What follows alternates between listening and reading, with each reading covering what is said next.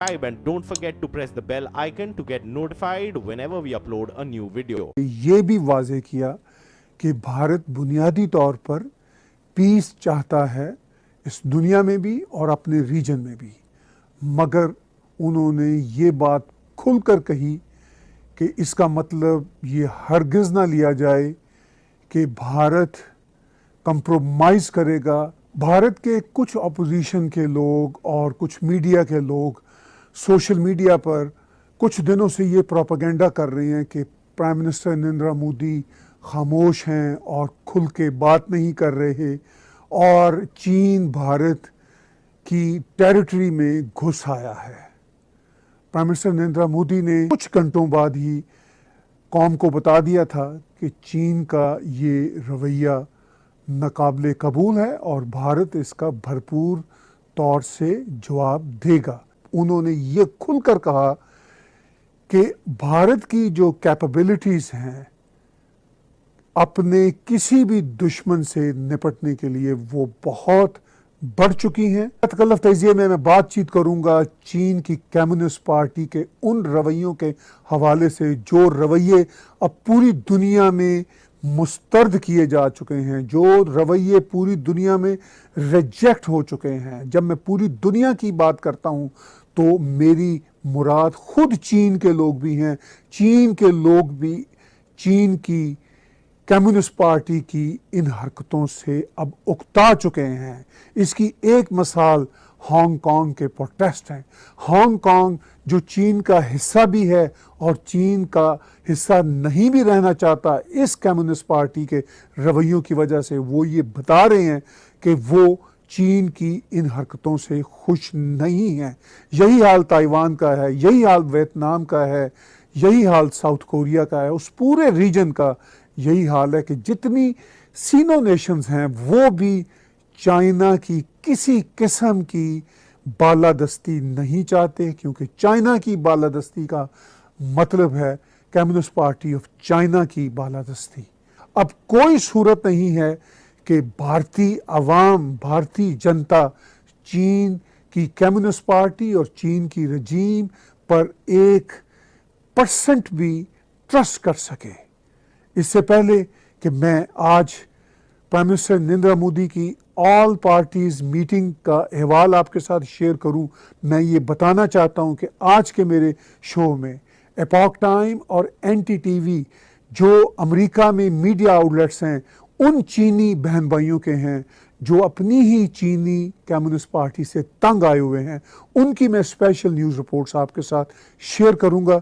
इससे पहले मैं बातचीत शुरू करता हूं भारत में होने वाली ऑल पार्टीज़ कॉन्फ्रेंस जो प्राइम मिनिस्टर नरेंद्र मोदी ने वर्चुअल मीडिया पर की, और इस कॉन्फ्रेंस में उन्होंने खुलकर कहा कि वो किसी सूरत भी चीन की इन्वेजन को ना कबूल करेंगे, चाहे वो 1 इंच की इन्वेजन हो। और उन्होंने ये वाजे भी किया अपने इस वीडियो क्लिप में कि ये अफवाहें, ये र्यूमर्स मुकम्मल तौर पर गलत हैं कि चीन भारत की टेरिटरी में घुस आया था। उन्होंने आज की ऑल पार्टीज कॉन्फ्रेंस से बात करते हुए ये बात खुलकर कही। न वहां कोई हमारी सीमा में घुस आया है, न ही कोई घुसा हुआ है, न ही हमारी कोई पोस्ट किसी दूसरे के कब्जे में है। लद्दाख में हमारे 20 जाबाज शहीद हुए, लेकिन जिन्होंने भारत माता की तरफ आंख उठाकर देखा था उन्हें वो सबक सिखा कर गए हैं। उनका ये शौर्य, ये बलिदान हमेशा हर भारतीय के मन में अमिट रहेगा। भारत के कुछ अपोजिशन के लोग और कुछ मीडिया के लोग सोशल मीडिया पर कुछ दिनों से ये प्रोपेगेंडा कर रहे हैं कि प्राइम मिनिस्टर नरेंद्र मोदी खामोश हैं और खुल के बात नहीं कर रहे और चीन भारत की टेरिटरी में घुस आया है। प्राइम मिनिस्टर नरेंद्र मोदी ने उस ब्रूटल एक्शन पर जो चीन की फौज ने, कम्युनिस्ट पार्टी ऑफ चाइना की फौज ने भारत के फौजियों पर किया, उसके बाद कुछ घंटे खामोशी रखी क्योंकि वो फौज से पूरी इंफॉर्मेशन ले रहे थे। जब उन्हें तमाम कंफर्म्ड इंफॉर्मेशन आ गई तो उन्होंने कुछ घंटों बाद ही कौम को बता दिया था कि चीन का ये रवैया नाकाबिले कबूल है और भारत इसका भरपूर तौर से जवाब देगा। फिर उन्होंने भारतीय अपोजिशन पार्टियों को और तमाम पॉलिटिकल पार्टीज़ को एक वर्चुअल मीटिंग के लिए बुलाया और उसमें उन्होंने ये खुलकर कहा कि भारत की जो कैपेबिलिटीज़ हैं अपने किसी भी दुश्मन से निपटने के लिए वो बहुत बढ़ चुकी हैं। उन कैपेबिलिटीज़ के बारे में प्राइम मिनिस्टर नरेंद्र मोदी ने आज अपनी वर्चुअल मीटिंग में जो कहा, आप भी सुनिए। आज हमारे पास ये कैपेबिलिटी है कि कोई भी हमारी एक इंच जमीन की तरफ आंख उठाकर भी नहीं देख सकता। आज भारत की सेनाएं हर सेक्टर में एक साथ मूव करने में पूरी तरह सक्षम है। ऐसे में हमने जहां एक तरफ सेना को अपने स्तर पर उचित कदम उठाने की छूट दी है, वहीं दूसरी तरफ डिप्लोमेटिक माध्यमों से भी चीन को अपनी बात दो टूक स्पष्ट कर दी है। प्राइम मिनिस्टर नरेंद्र मोदी ने आज ऑल ऑपोजिशन पार्टी से बातचीत करते हुए ये भी वाजे किया कि भारत बुनियादी तौर पर पीस चाहता है इस दुनिया में भी और अपने रीजन में भी, मगर उन्होंने ये बात खुलकर कही कि इसका मतलब ये हरगिज़ ना लिया जाए कि भारत कंप्रोमाइज़ करेगा अपने पीस के एजेंडे की खातिर अपनी सोवरेनिटी को। और ये बात उन्होंने ऑल पार्टीज से खिताब करते हुए यूं कही। साथियों, राष्ट्रहित, देशवासियों का हित हमेशा हम सभी की सर्वोच्च प्राथमिकता रही है। चाहे ट्रेड हो, कनेक्टिविटी हो, काउंटर टेररिज्म हो, भारत ने कभी किसी बाहरी दबाव को स्वीकार नहीं किया है। राष्ट्रीय सुरक्षा के लिए जो भी जरूरी कार्य है, जो भी जरूरी इंफ्रास्ट्रक्चर का निर्माण है, उसे इसी तरह तेज गति से आगे भी किया जाता रहेगा। इस मौका पर प्राइम मिनिस्टर नरेंद्र मोदी ने ये बात भी वाजे की कि आफ्टर ऑल चीन क्यों इस तरह की हरकतें कर रहा है। उनका ये कहना था कि बहुत लंबे समय से इस बॉर्डर कॉरिडोर में भारत की तरफ से बहुत ज़्यादा इंफ्रास्ट्रक्चर नहीं था, बहुत ज़्यादा निगरानी नहीं की जा रही थी। जब से उनकी पहली सरकार बनी थी तब से इंफ्रास्ट्रक्चर के बनने का काम भी तेज़ रफ्तारी से शुरू हुआ और इसके साथ साथ निगरानी का काम भी शुरू हुआ।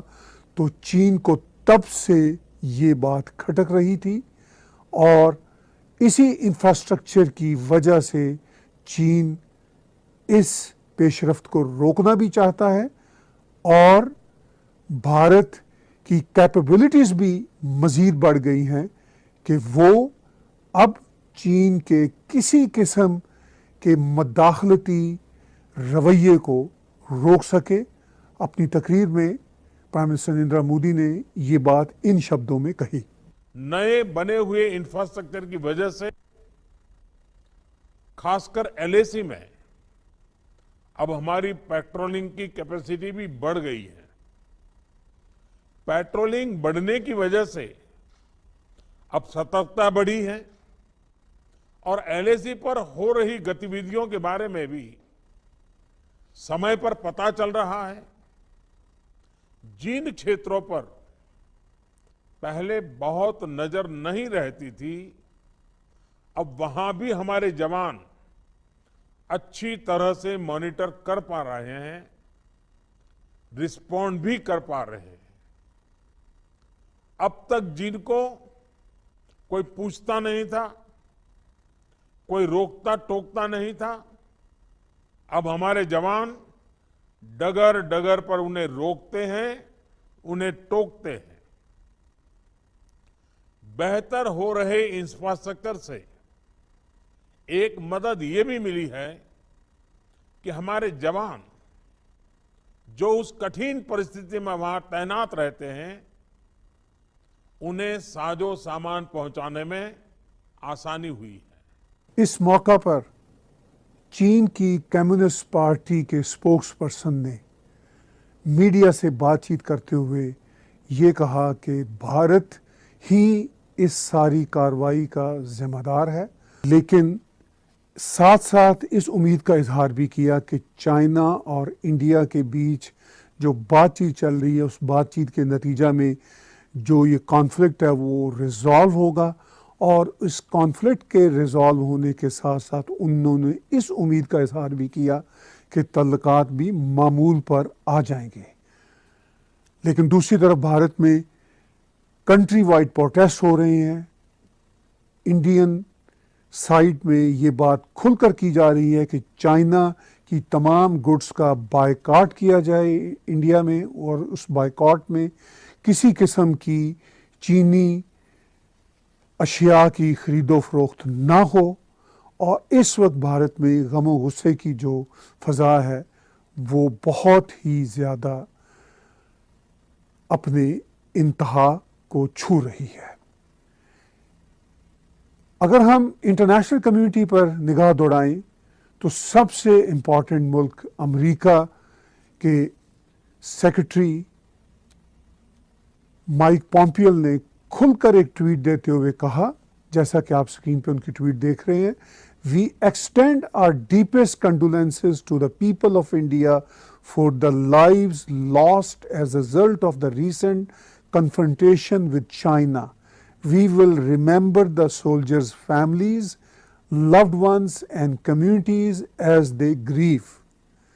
सेक्रेटरी माइक पॉम्पियो ने ये बात खुलकर कह दी अपने ट्विटर अकाउंट में, और जिस तरह की लैंग्वेज उन्होंने बरती है उससे आपको बखूबी अंदाज़ा होता है कि अमेरिका की कंडोलेंसेस सोल्जर्स की ग्रीव्ड फैमिलीज़ के साथ और तमाम भारतीयों के साथ हैं। और इस सिलसिले में उन्होंने अगरचे अपनी ट्वीट में चाइना को कंडेम नहीं किया, मगर चाइना के लिए किसी किस्म का कोई सॉफ्ट कॉर्नर नहीं रखा, ना कोई सॉफ्ट बात की है। इससे वाज़ेह होता है कि अमेरिका इस तनाज़ा के सिलसिले में मुकम्मल तौर पर भारत के साथ है।